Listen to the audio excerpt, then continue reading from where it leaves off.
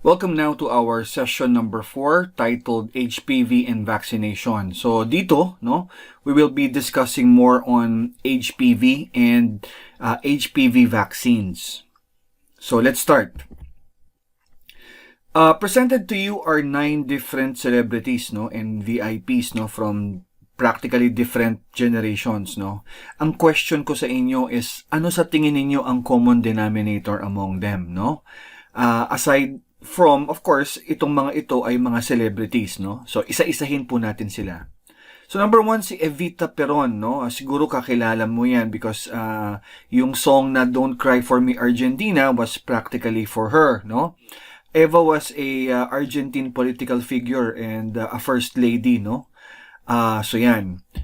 Second would be Jade Goody, So, ito ay isang English television personality, Yan. Kung kayo ay nanonood ng Miami Vice, I'm sure napanood nyo na to si Pam Grier. Yan. Meron din tayong Scottish singer-songwriter si Sandy Thom. Of course, English actress naman and producer Georgia Tennant. Ito, sigurado malamang napanood ninyo, si Marisa Garrett Winokur, Isa siya sa isang actress sa Broadway, Yung Hairspray, maganda yan. And another American actress, Jessica Knowles, Ito isang sexy TV star, American TV personality Erin Andrews. And American actress cast Saturday Night Live, Julia Sweeney. Now again, ang question ko sa inyo, among all these 9 women, ano sa tingin ninyo ang common denominator sa kanila? Lahat po sila develop cervical cancer. Yun po yun. So, but what causes cervical cancer? Almost all cases of cervical cancer are caused by HPV. So yan. Okay, another one. Sige, let me share naman this celebrity sa inyo, What do you think will be common in all of these men and women, Isa-isahin natin. Michael Douglas, kakilala niyo yan, American actor and producer, Okay? Ito, Pamela Anderson, Yung sikat yan dati, Canadian-American actress, and of course, yung kanyang boyfriend, na si Tommy Lee, Motley Crue na drummer, Yan. Isang musician sa Iron Maiden, si Bruce Dickinson. Of course, ito sa Desperate Housewives na si actress, yung babae, si Marcia Cross, yung kanyang husband na si Tom Mahoney na isang bankero, banker, investment banker. Anak ni Billy Ray Joel, si Alexa Ray Joel, ano kaya ang meron siya? American TV personality si Brandy Glenville also. Yan. And of course, the very beautiful actress sa Charlie's Angels, yung pinakaunang-una si Farrah Fawcett. So now, ang question ko sa inyo, what do you think itong mga lalaki na to and mga babae na to have all in common? Okay? Lahat po sila, tama kayo. Meron sila lahat, nagkaroon sila ng HPV infection. Yun lang ba ang nagkaroon sila? Wait a minute. We'll find out. Michael Douglas had throat cancer. Pam Anderson and Tommy Lee, pareho silang nagkaroon ng genital infection, Bruce Dickinson had throat cancer because of HPV. Marcia Cross had anal cancer. Yung kanyang asawa had throat cancer. Again, all of which are HPV related, Ang anak ni Billy Ray Joel had HPV infection, genital infection. Brandy Glenville, HPV infection or genital infection, And of course, Farrah Fawcett, she died of anal cancer again because of anal HPV infection, So, what is all common sa kanilang lahat? Meron lahat silang HPV-related cancer and or infection, So, ang point lang dito, hindi lang babae ang tinatamaan ng HPV, lalaki din. So, kung yung mga asawa ninyo at mga anak ninyo, please, inform them, no, that HPV hindi pang babae lamang, no? It's also men. And that it can happen to them, no? Yan. The most common sexually transmitted infection in the world is not gonorrhea, not chlamydia, but HPV, no? Hindi alam ito because mainly this is mostly asymptomatic, walang symptoms, no?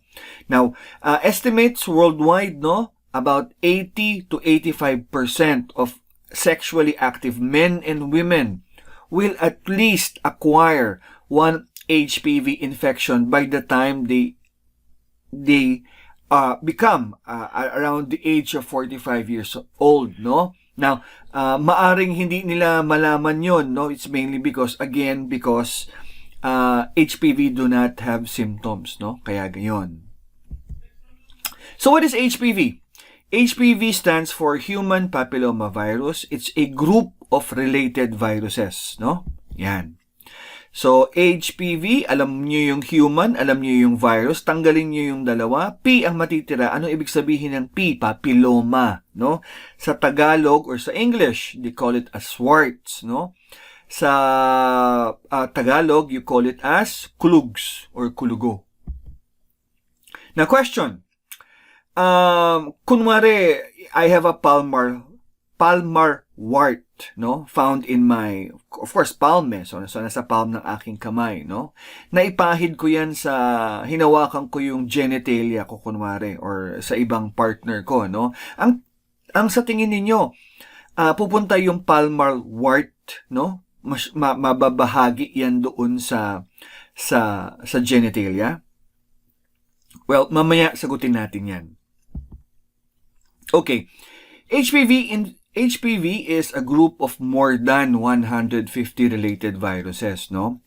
Halos karamihan nito, majority, are harmless. And they can go away by itself, no? Kusang nawawala yan. It fades away, no? But there are some, no, that can lead to genital warts, or some naman can cause cancer.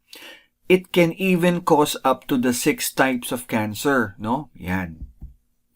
No, just for you to again visualize, no? So out of that 150, no, majority, no, ito yung sinasabi natin na majority are cutaneous, no? Cutaneous are the most common, no? Ito yung tinatawag nilang common warts, no? Sa kamay, sa paa, sa mukha, no, sa legs, no, sa palms, no, and sa feet, no, yan. Now, there are others, no, yung tinatawag nating mucosal or genital, no, merong low risk, merong high risk. Kaya may risk kasi yan meron silang pagkakataon na magtungo papuntang cervical cancer or ibang klaseng related na HPV-related cancers, no?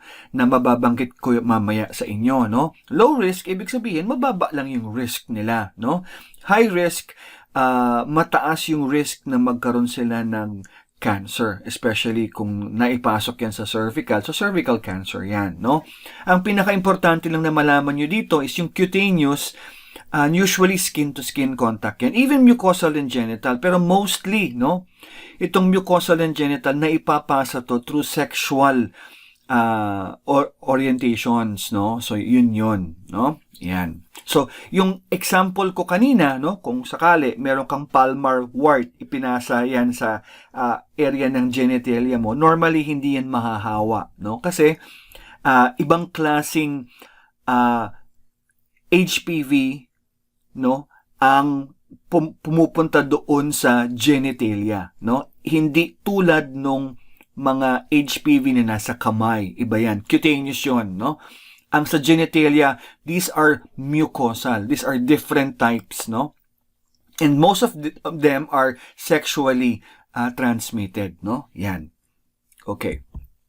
Now, sample lang ng low risk types na nakikita natin, no? Yan, yung makikita mo yan from left, that is the anus, no? Second picture is from the scrotum, no? Third is yung shaft, no? Hawakan, no, ng ari ng lalaki, no? And number 4 yung sa ari naman ng babae, no? Yan. Now, genital warts, no, they appear in various sizes and shapes, no? They can be small, sometimes they are scattered, no? Some of them are skin-colored or some a bit darker, no? They can come in as clumps of bumps, no? And pagka nagsama-sama yan, they look like parang cauliflower, no? And some of them are raised, whereas some of them are flat, no? Yan.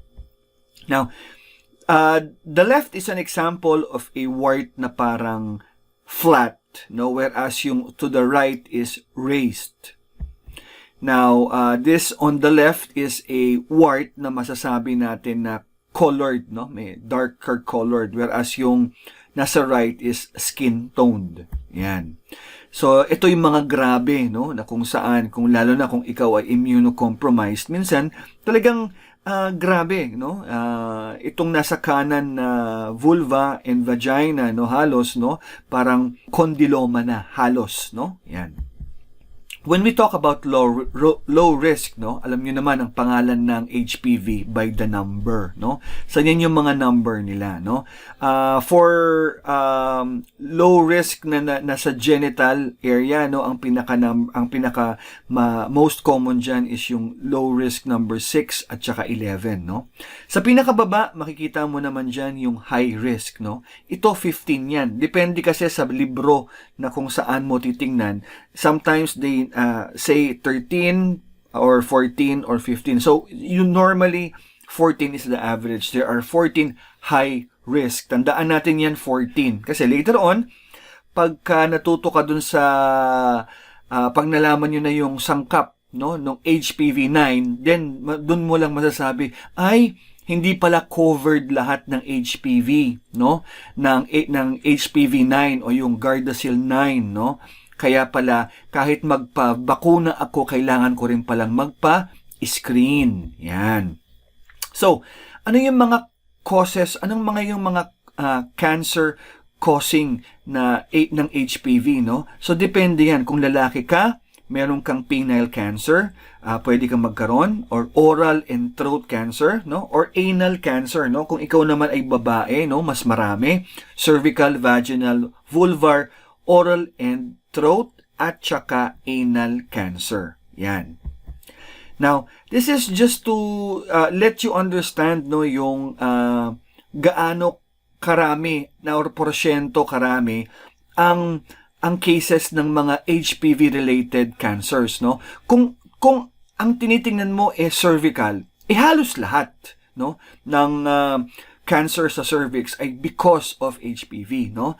Pag vulva at saka vagina, hindi lahat, no? Hindi yan lahat because of HPV, 40% lang. Now, pagdating sa genital warts, no? Hindi naman cancer ang genital warts, no? Almost 90% of genital warts in males and females are caused by HPV, no? Sa mouth and throat cancer, 25 to 35% lang, no? Sa penile, 40 to 50. Ito tumataas, no? Anal cancer, 80 to 90% of anal cancer are mainly due to HPV. So when we talk about high risk, again, no, tandaan natin yan. Yan yung mga 14 or 15 na numbers, no? 16 and 18 are the most common, no? Okay? Ang type 16, makikita natin dito, is occurring in almost 55% of all cases, no? Whereas type 18 is 16%. Alam nyo ba, ang bakuna na HPV2 at saka HPV4 o yung Gardasil 4, no? Dalawang sangkap lang yan, no? Dalawang sangkap lang, kasama sa sangkap dyan is yung pangkontra sa type 16 at saka sa type 18, no? Kaya pag nabigay ka ng ganyan, you are protected 70% of the time. Bakit 70? Kasi kung i-add mo yan 55 at saka 16%, no? That is practically something like 71%, no? So you are protected na, no? Kung Gardasil 9, medyo mas madami-dami pa, no? You are 90% protected daw, no? Again, hindi pa 100% kasi ang Gardasil 9, it only covers 7, hindi 14, no? 7 kasi yung dalawa doon pangkontra doon sa 6 and 11, yung low risk para hindi ka magkaroon ng warts sa genitalia. Okay? Mamaya malalaman natin into detailed yan. So, how does HPV get transmitted? Paano ba ito natatransmit? Of course, napag-usapan na natin yan dati. It's mainly skin-to-skin contact. Hindi yan body fluids, okay? It's mainly skin-to-skin contact. It's just not just sex, no? Of course, when you sex, may contact talaga, no? So, anong klaseng pamamaraan? 4 types, no? Oral sex, vaginal sex, anal sex, and digital sex. Napag-usapan na natin yung digital sex, no? Kamay na meron, hinawak ko doon sa aking ari na meron palang HPV na high risk, ipinasok ko doon sa sa partner ko, no? Na pwedeng ipasa iyon doon. Okay? Pwede niyang matanggap yon. Okay. So, again, pag sinasabi natin yung HPV transmission, hindi lang parati sinisisi yung lalaki, no? It can be a lalaki-babae, no? It can be through a lalaki-lalaki relationship, or men having sex with men, or women having sex with other women, no? So, yan. Now, there are other forms of HPV transmission, pero rarity na to, no? Hindi na to ganun ka-frequent, no? Ito ay through infected birth canal, no? Ibig sabihin, kung yung babae ay merong HPV, no? And then nanganak, no? Pagka nag-delivery ng vaginal, no, na i-inhale nung bata, no, yung HPV, maaring pumunta sa baga, no? Yan. A good example is this, no? Ito, 2 bata daw develop lung cancer, no? After breathing in malignant cells from their mothers, cervical tumor in birth canal. So ano nila, no? Nalanghap. Hindi pala HPV to, this is more on cervical tumor na pala to, cervical cancer cells, no? Pero just the same way, no, there are documentations also na that HPV can go to the baby's respiratory, no, sa baga, no? Ang tawag namin doon is respiratory papillomatosis, no? Merong papilloma doon sa respiratory tract, no? So posible 'yon. Okay? So another is fomites, no? Fomites again are very rare. Fomites are transmissions of infectious disease or germs left on objects. A good example siguro is yung speculum ninyo kung hindi yan magandang pagkalinis, no? So I would advise na pakuluan, no, or sterilize talaga, or mas alam mo, mas prone dito yung mga sex toys kasi alam mo naman ipinasok sa isa, you know what I mean. I don't need to specify, okay? So ways HPV cannot be spread. Hindi yan katulad ng COVID, no, na makukuha mo through hugging, holding hands, or magsi-CR ka sa toilet, or sa swimming pool, hot tub, sharing ng pagkain, or sharing ng utensils, no? Hindi yan. Baka COVID, baka pwede pa, no? Yan. Now, what are the symptoms again of HPV? Most of them, zero ang symptoms. Because HPV has no symptoms, it's hard to know if you or your partner is infected. Yan. So, sa low risk, makikita mo, yan ang symptoms niya, no? Sa low risk, meron siyang symptoms kasi naglalabas siya ng warts, no? Yan ang symptoms. Whereas yung HPV high risk, no? Walang ganyan, no? Hindi mo malalaman, no? So, question. Can HPV be passed on even when an infected partner has no signs and symptoms, no? Pwede bang ipasa yan kung si partner ay walang signs and symptoms? Paano mo muna malalaman? Pero ang sagot dito is yes, no? HPV can be passed even when an infected person has no signs and symptoms. It can be passed. Okay, how is HPV diagnosed? Okay. HPV can be detected in majority, wala because they are asymptomatic, it's really very, very hard, no? Now, ang pwede mo nilang gawin is to check kung meron silang genital warts. Kung yung partner mo, no, merong genital warts or wala, no? Yan, that's one. Kung ikaw naman ay babae, no, probably you can have a pap smear, no? Or an HPV DNA kung cervix, no, ang hinahanap mo, no? Ngayon, kung anal naman, pap smear. Kasi wala namang HPV DNA sa anal eh. Puro pap smear pwede pa, no? Yung mga lalaki at babae, pwede yon na nagkakaroon ng sexual intercourse, no? Doon sa anal, no? Cavity. You can do that, no? Pero sa lalaki kadalasan wala eh, no? Hindi mo matest yung are or blood vessels, wala. I'm sorry, blood test, wala, no? It's more on pap smear kung anal ang suspicion mo, no? So, who is at risk? Okay, the risk factors includes, no? Generally, these are all for HPV, no? Number of sexual partners. Siyempre, kung mas marami kang sexual partners, mas at risk ka. Kung mas may edad ka, mas at risk ka kasi mas maraming pagkakataon na nagkaroon ka ng sexual contact, no? Kung ikaw ay weakened immune system, ikaw ay may HIV, then you are more prone to developing cervical cancer, no? Now, for other cancers, no? For other HPV infections, no? Yung mga tipong common warts, no? Kung damage yung skin mo or personal contact, nakipagkamay ka, no? Posible, no? Na matanggap mo yon and maipasa yung kulugo doon sa kamay mo. But then again, these are not cancers. I'm just talking about HPV per se, no? So, how can you prevent? No, yan.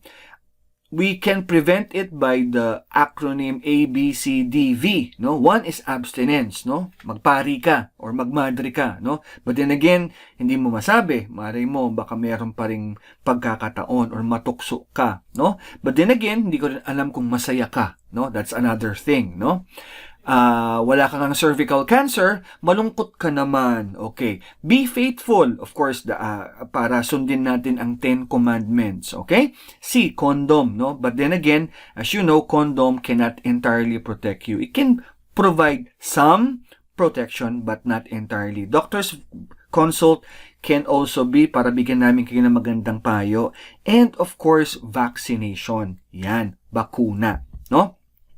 So, yan ang isa sa mga magandang prevention. So, let's go now with vaccine, no? Yan. Okay, before we try to, to learn more, no? Kung kanino ba itong mga yung mga bakuna na yan, para kanino ba yan, it would be better siguro at this junction, no? To first try to understand how vaccine works, no? So, let's try to watch this video coming from the World Health Organization.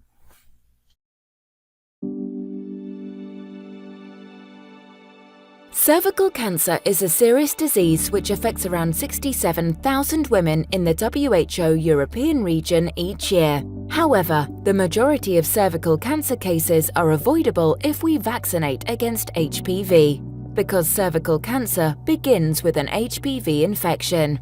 HPV is an acronym for human papillomavirus, which is very prevalent and which is spread via sexual activity. In some women, the HPV leads to an infection which may cause dysplasia, a kind of abnormality on the cervix.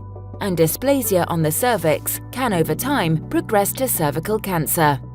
When you are vaccinated, your immune system is capable of combating most of the types of HPV which can cause cervical cancer.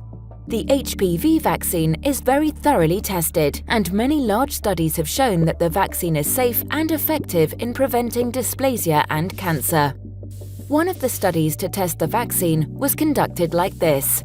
16,947 girls who were not infected with HPV were randomly split into two groups based on a draw. A group that received the vaccine and a control group that received a placebo which did not protect against HPV. 8,487 girls received the HPV vaccine, 8,460 girls received the placebo. 2 years later, none of the girls who had received the HPV vaccine had any dysplasia on the cervix. Among the girls who had received the placebo, 53 girls had dysplasia on the cervix. Another 2 years later, 2 of the girls who had received the HPV vaccine had dysplasia on the cervix. However, among the girls who had received the placebo, 112 girls now had dysplasia. The studies also considered the risk of unwanted reactions to the vaccine. The conclusion was that the benefits of being vaccinated against cervical cancer far outweighs the risk of any unwanted reactions. Since then, many other large studies on the HPV vaccine have been conducted. Studies have shown that the vaccine is very effective and reduces the risk of cervical cancer if you receive it before you are infected with HPV, that is, before you become sexually active. Talk to your doctor to know more. On the websites of your National Health Authority, you can find more information about HPV, including the possible adverse events following immunization.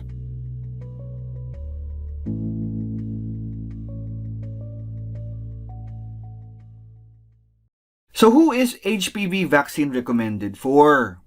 Yan. So, normally, no, ito ay nire-recommenda, depende, of course, no, kung sinong susundan mo, no, kung ang World Health Organization ang susundan mo, no, because buong mundo ang tinutukoy nila, of course, they wanted to become efficient, no, ibig sabihin yung cost, no, kasi remember, pag mas maraming binigyan, mas mataas yung cost, no? Ang recommendation ng World Health Organization, babae lang daw, no?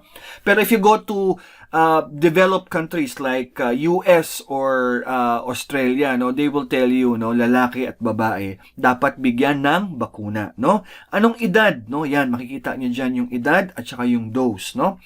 Normally it's 9 to 14 years old, mainly because iwas sex, wala pa silang sex, no? Pag wala silang sex, bibigyan sila ng 2 dose, no?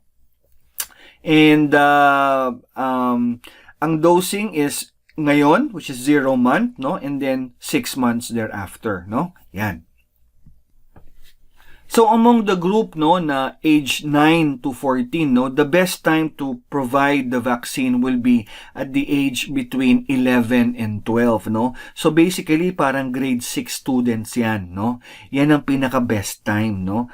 9 to 10 pwede naman, you know, syempre pag binakunahan, syempre masakit din kasi, no?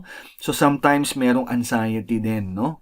And 13, 14, medyo late na, pero pwede pa rin up to age 26 yan, no? Ideally, no? So, are we having free vaccines ba? Yes, alam ko meron, no? Remember, HPV vaccine is already part of our national vaccine, no, program, no, kasama yan, no. And alam ko, I am not just so sure kung taon-taon ba yan, nagbibigay namang around 300,000 na bakuna ang ating Department of Health. Yun nga lang, these are divided into the 20 poorest provinces, no? So, why don't you try to ask your municipality or your city, malay mo baka meron sila, if your son, if your daughter, no, is within the age of 9 to 14. It's best that you give it to them, no? Now, if they are 15 to 26 years of age, no, dapat yan 3 doses na. Ang dose would be ngayon, then 1 to 2 months after, no, from the first dose, no, and then yung pinaka-last is around 6 months after the first dose. Again, always ang reference mo yung first dose. What about for ages beyond 26? Kung ikaw ba ay more than 26 na, hindi ka na ba dapat pwedeng bakunahan? Well, tingnan natin. Okay, ang recommendation dito is, this is a CDC recommendation, no? Makikita mo for 27 to 45 years, it's a shared clinical decision, no? Ang dosing, again, it's shared clinical decision din. Ano bang ibig sabihin? Bakit shared clinical decision? Ibig sabihin lang naman nun is mainly, idepende yan sa patient characteristic, no? Yung preference ng pasyente, yung values ng pasyente, no? At kung ano yung mga available na guided evidence, no? Patungkol doon sa pasyente, no, kung magbe-benefit ba o hindi, no? Depende yan sa doktor and depende yan sa pasyente. Bakit ganon? Normally, kaya shared clinical decision is mainly because dito sinasabi namin sa mga pasyente, no, kung ikaw ay nakatanggap na ng sexual activity, no, or nakapag-sexual activity ka na at bibigyan ka pa ng bakuna, no, at that level, do not expect na yung efficacy ng bakuna will be the same as if it was given to a person na hindi pa nakipag-sex, no? Yan. Vaccine effectiveness is lower with prior infections, no? Now, also, it depends upon your risk, no? Yan, kung depende yan kung monogamous ba ang sexual partnership nyo or multiple ka ba. Depende yan. Of course, kung multiple ka, then go. My gosh, get it. Please, I would love to do it, no? And then, what about for ages beyond 45 years of age, no? Sa tingin mo, yung mga taong 45 years of age pa, pwede pa bang bigyan ng bakuna? Then, ang sagot dyan is not recommended. Hindi naman sinasabing hindi pwede, no? Ang sinasabi dyan is not recommended. Mainly, kasi alam mo, remember if in our last session, no, sinabi natin, no, once magkaroon ka ng infection, no, it takes about 10 to 20 years bago magkaroon ka ng cervical cancer. If you had your first sexual intercourse at 45, then might as well you might be able to get it around 55 or 65. Ang sinasabi lang naman namin is normally it's not recommended because normally at this age, no, wala na masyadong mga sexual activity because yung gana, no, wala na rin masyado, no? So, but then again, it's a shared clinical decision pa rin depending upon your doctor and depending pa rin doon sa patient. Okay? Yan. So, what are the common side effects of injecting an HPV vaccine, no? Alam nyo, payo ko lang sa inyo, no? Masakit yung bakuna na yan, no? Please, when you inject it, dahan-dahan lang po, no? Kasi, ako mismo, na-inject ako niyan dati. Masakit, may konting sakit, no? So, these are the adverse effects, no? The common adverse effects nito, no? Once, the most common is dizziness, nahihilo, no? Siyempre, pwede yan sa anxiety. Maraming dahilan, no? Syncope, no? Syncope is yung blackout, no? Yan. Headache, of course, sumasakit ang ulo. Yan, very, very common is yung injection doon sa pain, sa site, no? Kung saan ka na-injectionan and sometimes namumula, no? Now, kahit anong bakuna or kahit anong gamot, tandaan natin there will always be side effects, no? And ang side effects ni Juan sometimes depende sa side effects na matatanggap ni Pedro, no? Just like yung mga COVID vaccines natin, no? Iba-iba yung mga simptomas ng bawat tao, no? So HPV vaccines were reported to have severe adverse effects too, pero rare lang, no? And besides, there is no direct proof na ang mga bakuna na ito talaga ang nagdahil, ito talaga ang salot, no? Na bakit sila nag-cause ng severe adverse effects na ito, no? Or probably these are just coincidental kasi ang findings is wala pa ring cause relationship, no? So yan. So ano ba yan? Ano ba yung mga severe adverse effects na yan, no? These are the GBS, anaphylaxis is allergy, stroke, no? Pancreatitis at saka thromboembolism. Now, to know more on the safety of vaccines and the different agencies that monitors side effects, no, let us watch this.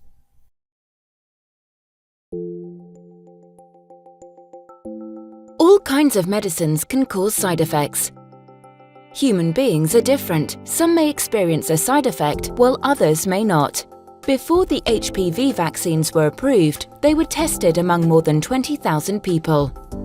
However, no study is big enough to detect very rare reactions to the vaccine. The HPV vaccine against cervical cancer today is part of the routine immunization program in many countries.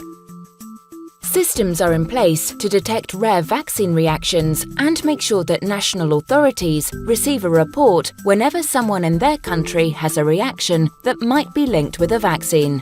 The suspected reactions after HPV vaccine that have been reported vary widely. In some countries, girls have reported getting a headache, experiencing pain, or becoming unusually tired or dizzy. National authorities review each and every report of symptoms that may be linked with a vaccine to assess what caused them. It is important to keep in mind that even if symptoms occur shortly after vaccination, they could be caused by many other reasons. For example, they could be caused by a disease or could be related to other somatic or stress, anxiety, or emotional factors. The assessment of whether the disease or symptoms may be related to the vaccine includes assessing whether these symptoms are more often seen among the people who are vaccinated compared with the people who are not. Several large HPV vaccine studies have been conducted. The studies showed that the rate of serious diseases is the same among girls who received the HPV vaccine and the girls that did not. No studies have shown any causal link between a range of specific diseases and the HPV vaccine. National health authorities in your country stay alert to detect any sign that the HPV vaccine may cause rare side effects.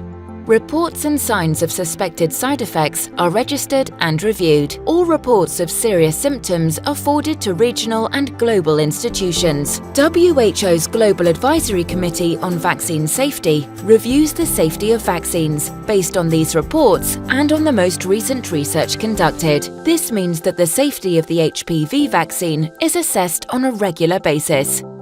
On the website of your National Health Authority, you can find more information about HPV vaccination. Talk to your doctor to know more.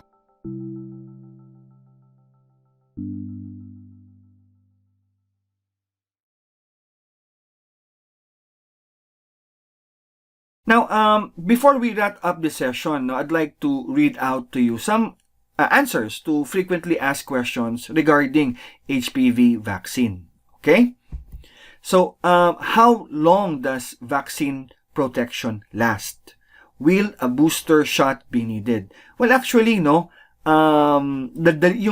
length ng immunity, hindi talaga natin talagang alam pa yan sa ngayon. Kasi, remember, you have to understand na yung bakuna na yan are 2006 lang nagsimula, Pero studies have suggested, that HPV vaccines offer long-lasting protections, Mahaba talaga yan, So far, as of the moment, since 2006 yung mga binakunahan doon up to today, 2022, yun yung latest na report nila, it offered more protection, So effective, hindi makompleto mo yung 3 doses or yung 2 doses, okay na, you don't need for a booster.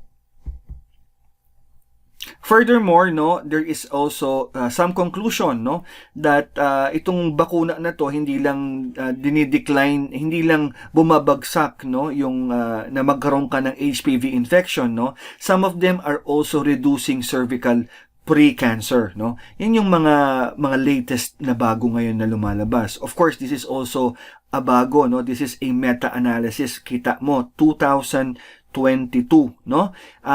ito ay yung mga merong CIN, yung talagang meron na talagang cervical intraepithelial neoplasia. Of course, that is caused by HPV, na nag-undergo ng treatment. Chinek nila, na binigyan sila, So meron na silang CIN, binigyan pa sila ng bakuna, chinek kung tumataas pa ba yung risk of recurrence nila, Dito, ito yung mga review nila, Ito yung mga observations nila, Several studies, so hindi lang to isang studies, Several studies, kaya nga meta-analysis, have demonstrated that HPV vaccination is associated with significantly reduced risk of CIN, And recent population-based register studies have reported that an 80 to 90% reduced risk of cervical cancer among HPV vaccinated women. Actually, yung mga makikita natin later on na positibo, na merong CIN later on pagka nagpa-practice na tayo, ay some of the doctors will say bakunahan niyo yan, They will recommend vaccination, para at least ma-reduce yung risk at hindi na magtuloy ito into cervical cancer or other types of cancer. Can an HPV vaccine series begun with HPV 2 or HPV 4 be completed with an HPV 9? Pwede bang magbigay ng HPV 9, kung nagsimula siya sa isang bakuna na HPV 2 or HPV-4? Ang sagot diyan is definitely yes, no? You can use, no? Hindi naman ano 'yan, hindi naman strict 'yan, no? If you started with HPV-2, yung last dose mo HPV-9, pwede, walang problema to complete the series, no? Yan. Now, ito baligtarin ko naman. Does CDC recommend revaccination? Revaccination ibig sabihin na bigyan ka na ng complete dose. Kunwari nagkaroon ka, nag-start ka ng HPV-2, no? Remember, pag HPV-2 ang binigay sa'yo, 2 strain ka lang protected. Gusto mo yung HPV-9 kasi 7 strains plus 6 and 11 may low risk na protection yon, no? Ang tanong, gusto mo pwede ka bang bigyan? Well, here is the answer of CDC. Ang sagot ng CDC is they do not recommend that, no? But sabi niya, pwede naman, no? Depende sa iyo, no? There are no data naman that would indicate, no, na merong counter na merong adverse reaction kung bibigyan ka pa ng panibago, no, set, no, nung HPV-9, no? Of course, it's we need to discuss that to the patient, no? Kung yung pasyente ay have multiple partners, no? Or probably kung ang pasyente had CIN 1 or 2, no, na maybe we can probably do a repeat, no, para at least mas effective sa kanya. Who knows? The benefit may be greater than the risk. Total naman, safe naman so far, no? Okay. Who should not receive HPV vaccine? Yan, of course, yung mga may allergy, no? Yung mga life-threatening allergic reaction, no? Of course, kung ikaw ay buntis, wag muna, no? Please, wag muna. You have to remember that, no? Pag buntis, wag muna. Patapusin mo na ng buntis 6 months after at saka ibigay yan, no? And then, kung ikaw ay may sakit, no, wag mo nang ibigay. Ipahinga mo muna. I-con mo muna ng mga 1 week to 2 weeks, no? Bago mo ibigay yung bakuna. So, this ends my presentation and thank you very much for listening. I'll see you on session number 5.